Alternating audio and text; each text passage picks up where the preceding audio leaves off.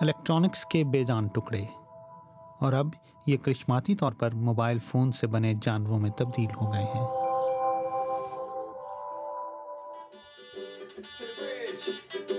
یہ از this good نامی group کی تخلیق ہے جو ٹیکنالوجی اور آرٹ کو ذہن میں رکھتے ہوئے نت نئی چیزیں بناتے ہیں۔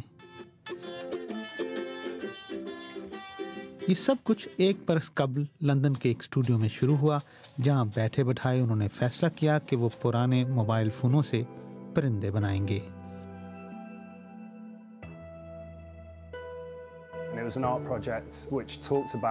یہ ایک آرٹ پروجیکٹ تھا جس کا نصب العین یہ تھا کہ الیکٹرانک کے بیکار آلات سے زمین آلودہ نہ ہونے پائے۔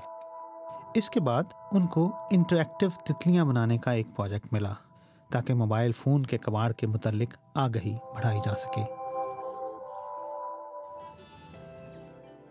جو چاروں تتلیاں انہوں نے بنائی ہیں ان کے اپنے اپنے فون نمبرز ہیں، اور جب ان پر فون کیا جاتا ہے تو ان کے اسمارٹ فونوں والے پروں پر منفرد اور نرالے نمونے بن جاتے ہیں۔